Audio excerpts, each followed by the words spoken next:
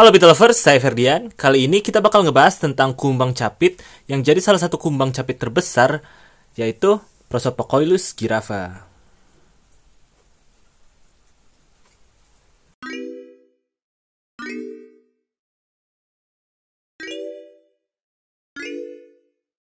Nah, jadi di sini saya udah ada kumbang capit jantan Prosopocoilus girafa atau yang biasa disebut sebagai kumbang capit jerapah. Jadi kumbang capit tanduk panjang yang saya punya di sini diberi nama ilmiah Prosopocoilus girafa dan nama umumnya biasa dikenal sebagai kumbang capit jerapah atau kumbang capit gergaji. Dan buat yang satu ini subspesiesnya yaitu Prosopocoilus girafa borobudur. Apa yang ngebedain girafa ini dengan girafa lainnya bakal kita bahas di sesi-sesi berikutnya. Nah, kita bakal ngebahas tentang asal muasal dari kumbang ini dulu. Jadi kumbang yang satu ini saya peroleh dari penjual di Jawa Timur. Karena kebetulan spesimen liar mereka tuh kebanyakan ada di Jawa Timur. Walau sebenarnya mereka tuh tersebar luas di Pulau Jawa. Nggak cuma Jawa doang, di Bali juga ada. Dan beberapa laporan itu ada di Pulau Sumatera. Subspesies lainnya juga tersebar luas di Asia Tenggara. Kayak misalkan ada dari Thailand tuh subspesies girafa, Prosopocoilus girafa. Terus ada juga yang di Filipina itu ada Daisuke. Di Sulawesi ada, apa ya, lupa namanya itu. Nisiyamai sama Nishikawai. Terus yang di Kepulauan Flores itu ada Prosopocoilus girafa Keisuke dan Prosopocoilus girafa lupa timorensis. Nah ya, apa yang sebenarnya ngebedain mereka selain dari lokalitinya itu bakal kita bahas di sesi morfologi. Nah, berikutnya kita bakal ngebahas tentang morfologi atau bentuk fisik dari kumbang ini. Jadi, bentuk fisiknya seperti yang bisa dilihat ya. Tanduknya tuh panjang banget. Ini jadi salah satu keunikan dari spesies ini yang benar-benar saya suka, yang benar-benar bikin saya jadi ngefavoritin kumbang ini karena tanduknya tuh panjang banget kayak gini loh. Dan selain tanduknya juga kita punya ukurannya yang lumayan besar. Buat kumbang yang satu ini ukurannya 9 cm pas. Mereka tuh bisa mencapai ukuran 10 cm buat yang subspesies borobudur ini. Tapi subspesies lain bisa lebih besar lagi. Kayak yang paling besar dari spesies ini tuh dipegang oleh spesimen liarnya ya. Dipegangnya tuh sama Prosopocoilus girafa Keisuke yang asalnya dari Flores. Dan karena itu pula Keisuke itu jadi salah satu girafa yang dipopulerkan gitu loh karena ukurannya itu bisa sampai 12,3 kalau nggak salah.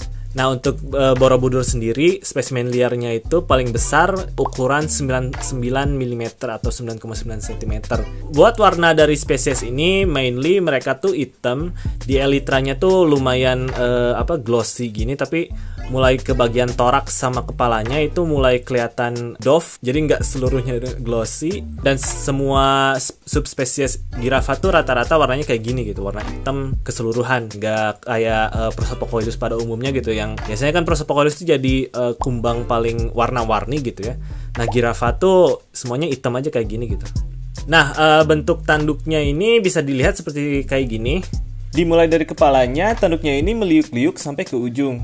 Terus di bagian dalam tanduknya ini terdapat banyak gigi-gigi yang bikin tanduknya ini kelihatan jadi kayak gergaji.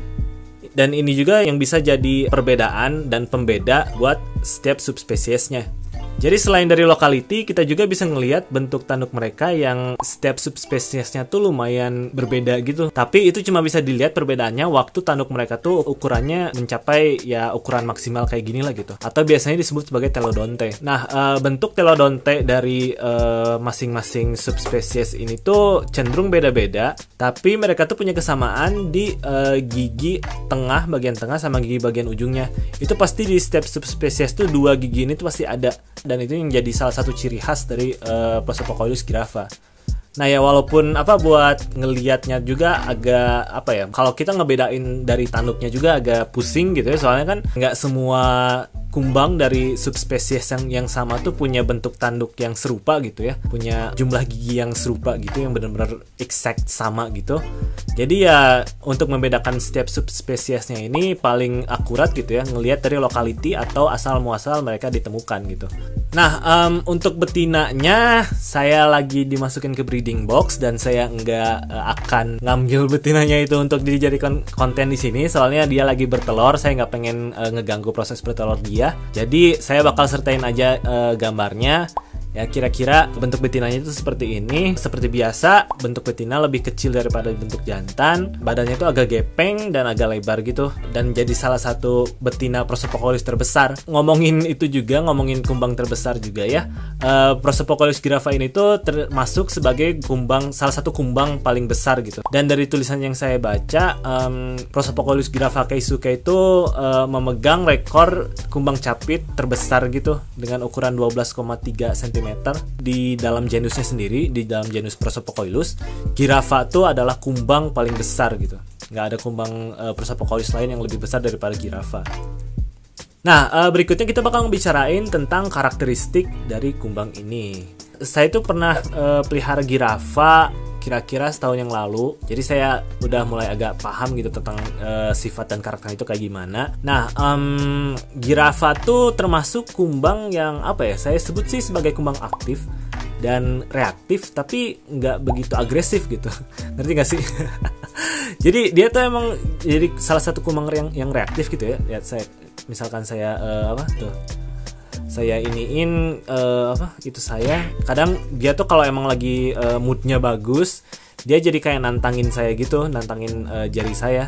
Tapi kadang juga dia kayak gini tuh, dia kan kayak nantangin gitu, tapi dia tuh sama sekali nggak berusaha buat nyerang gitu loh. Nggak kayak saya. Kan di sini ada Hexatrius pari, dan ya mungkin review berikutnya kita bakal ngebahas tentang Hexatrius pari juga. Nah, buat girafa ini nggak kayak Hexatrius pari gitu, dia tuh kalem-kalem aja gitu. Soalnya kalau pari itu kita tantang dia pakai tangan, dia pasti kayak ngejar gitu ke tangan kita. Tapi kalau girafa ya dia sih kalem-kalem aja.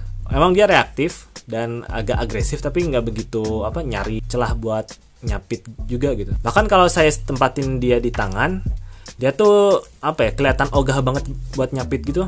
Tuh, saya giniin aja di tangan, dia nggak nyari celah gitu buat nyapit gitu. Soalnya biasanya ada beberapa kumbang capit yang emang dia tuh kalau kita letakin di tangan, dia pasti bakal bengkokin kepalanya ke bawah terus nyapit kulit kita. Nah, ini enggak, mungkin baru sekali lah gitu dicapit sama dia tuh, dan sisanya selama saya pegang kayak gini ya nggak ada kecelakaan apa-apa gitu, aman-aman aja. Nah, buat cengkramannya dia tuh agak bisa dibilang agak lemah lah gitu, nggak begitu kuat amat. Saya soalnya punya beberapa kumbang yang emang waktu dia nyengkram kulit tuh bener-bener ngehooknya tuh dalam banget. Tapi kalau girafa tuh kalau kita cabut kayak gini dia masih bisa kecabut tuh. Mungkin itu jadi salah satu karakteristik atau sifat dari setiap Prosopocolus kali ya. Soalnya emang mereka tuh si tangannya, si kaki-kakinya ini nggak begitu tebal dan nggak begitu kuat juga. Jadi waktu kita cobain cabut ya mereka bakal cabut-cabut aja gitu, nggak ada kesulitan buat nyabutnya. Nah, berikutnya kita bakal ngebahas tentang breeding.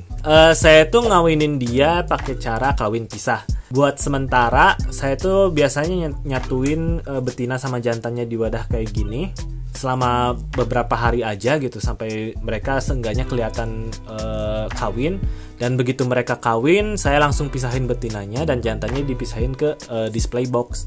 Buat wadahnya saya saranin pakai wadah dengan kapasitas minimal 5 liter, nggak boleh lebih kecil lagi. Kalau lebih gede itu lebih baik. Kenapa begitu? Karena betinanya tuh cukup gede gitu ya. Justru kalau saya pengen rekomendasiin gitu ya, pakainya wadah dengan ukuran kira-kira 7 literan lah gitu. Itu udah cukup banget. Dan jangan lupa kayu lapuknya juga lumayan besar gitu, lumayan proporsional. Nah, buat substratnya seperti biasa pakai kayu lapuk dan flax soil. Setelah ditunggu 2-3 bulanan lah gitu, setelah si betinanya masuk, kita coba bongkar, biasanya dapat larva tuh. Dan telurnya ya terhitung cukup banyak lah gitu. Waktu itu saya tuh karena emang jadi kumbang capit pertama saya yang saya ternakin, banyak banget errornya gitu, dan saya tuh cuma dapat 17 larva. Buat saya sih itu udah cukup lumayan banyak. Soalnya setelah saya nyobain banyak kumbang lagi, biasanya nggak sebanyak itu. Justru dari Prosopocolus girafa yang error tuh jumlahnya paling banyak gitu daripada Prosopocolus lain yang saya coba buat ternakin. Jadi ya selama si setupnya benar, kayunya bagus, harusnya kita bakal dapat banyak telur. Nah, setelah breeding kita bakal bicarain tentang kelebihan dia. Jadi apa sih yang bikin ini tuh, kumbang ini tuh jadi kumbang favorit saya? Udah kelihatan banget ya dari bentuknya gitu, yang bentuknya yang super panjang raksasa gitu, nggak kayak kumbang-kumbang lainnya. Itu bener-bener bagus lah gitu buat saya mah. Ya, jadi bisa dilihat dari tanduknya yang panjang dan ukurannya yang besar. Ini jadi salah satu kelebihan Girafa daripada kumbang lainnya gitu. Emang ada beberapa spesies lain yang emang sama besarnya sama ini. Cuma ya buat penggemar Prosopocoilus kayak saya, Girafa tuh jadi salah satu, bukan jadi salah satu, jadi kumbang nomor 1 yang saya sukain gitu, karena emang asalnya dari Prosopocoilus, bentuk tanduknya bagus, cantik gitu kan. Apalagi yang Telodonte ya, yang bentuk tanduk panjang itu, dia tuh ada bengkok-bengkoknya gitu atau kurvanya gitu yang bikin dia seksi dan lain-lain. Jadi ya saya suka banget gitu. Nah, selain itu masih dari tanduk sama badannya, ini kalau dibandingin gitu ya, proporsi atau rasio si tanduk sama badannya itu bener-bener kelihatan proporsional gitu. Saya soalnya pernah ngeliat Cyclomatus metallifer vinae yang bentuknya tuh bener-bener aneh gitu. Emang itu keren. Saya suka banget, dan itu kan kalau metallifer vinae itu lebih, bukan metallifer doang sih, Cyclomatus pada umumnya. Mereka tuh kan emang kelihatan cantik dari warnanya juga gitu ya, bukan cuma dari bentuk capit, ukuran sama ya dan lain-lain gitu. Tapi mereka tuh juara di warnanya karena warna-warni juga. Tapi buat metallifer vinae tuh gimana ya? Itu bener-bener nggak kelihatan proporsional gitu loh. Emang keren gitu ya, nggak proporsionalnya ini tuh bikin dia jadi keren gitu. Tapi buat saya mah emang kayak kelihatannya tuh kalau kata orang Sunda mah karagok gitu ya. Dan ya buat Girafa sih ini kan kelihatannya itu proporsional gitu ya. Emang si bentuk tanduknya tuh ini 3/4 dari ukuran badannya gitu. Dan itu ya buat saya mah ngelihatnya jadi nggak begitu kagok aja sih. Dan itu juga yang bikin dia jadi cantik. Nah, selain itu juga kalau kita ngebicarain umurnya terhitung panjang. Lifespan buat Girafa ini dari semenjak dia pupa sampai dia mati itu kira-kira 1 tahunan baru dia mati. Dan ya 1 tahun tuh buat serangga mah ya itu udah kehitung panjang banget. Nah, itu kan kalau kita peliharanya kumbang CB atau kumbang captive breed. Tapi kalau kumbang WC kalau kayak gini gitu ya umurnya tuh nggak bisa ditebak. Cuma terakhir kali saya pelihara Girafa itu umurnya tuh bisa sampai berapa ya, saya ngekip tuh 6 bulanan lah.